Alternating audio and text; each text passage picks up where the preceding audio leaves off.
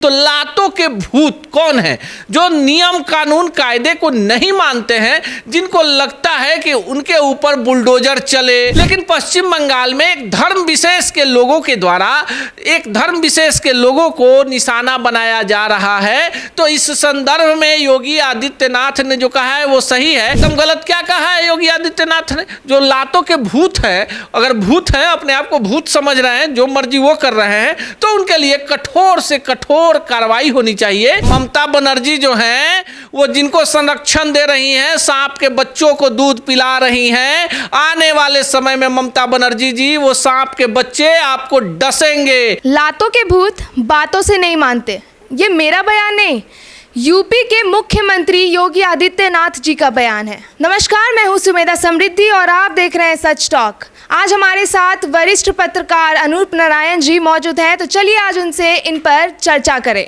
अनूप नारायण जी, आपका बहुत बहुत स्वागत है। आपका भी बहुत बहुत स्वागत है।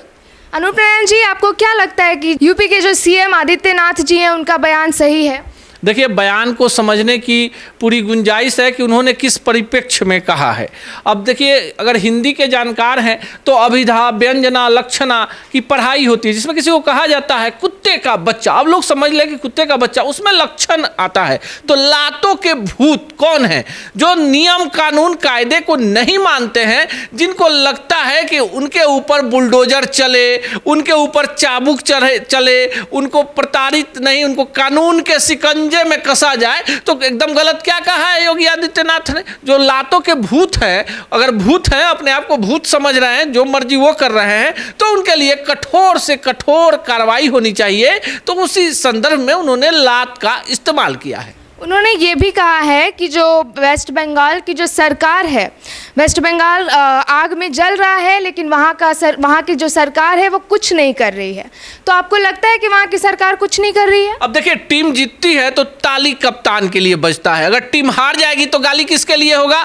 ममता बनर्जी जी इस देश के एक प्रदेश की मुख्यमंत्री हैं, उनके लिए कोई अलग नियम कानून कायदा नहीं है। वो वही भारत के संविधान और कानून के तहत आती है। हमारे देश का संविधान और कानून कहता है कि सभी धर्म समान हैं, सभी नागरिक समान हैं। लेकिन पश्चिम बंगाल में एक धर्म विशेष के लोगों के द्वारा एक धर्म विशेष के लोगों को निशाना बनाया जा रहा है। तो इस संदर्भ में योगी आदित्यनाथ ने जो कहा है वो सही है। और ये जो पूरी व्यवस्था चरमराई है, तो इसकी नैतिक जिम्मेवारी तो वहां के मुख्यमंत्री ममता बनर्जी की ही बनती है। वहाँ के जो हालात हैं पश्चिम बंगाल के, उन पर आप क्या कहिएगा? देखिए, पश्चिम बंगाल के हालात को देखने के बाद लग रहा है कि बांग्लादेश पार्ट 2, देखिए फिल्में आती हैं ना तो सुपर हिट हो जाती हैं, तो उसका पार्ट 2 बनता है। तो बांग्लादेश में आपने देखा, शेख हसीना को हटाया गया, वहाँ के जो सबसे बड़े नेता थे उनकी मूर्ति तोड़ दी गई, किस तरह से हिंदुओं को वहाँ प्रताड़ित किया गया। तो पश्चिम बंगाल बांग्लादेश नहीं है, देश देख रहा है। और ममता बनर्जी जो हैं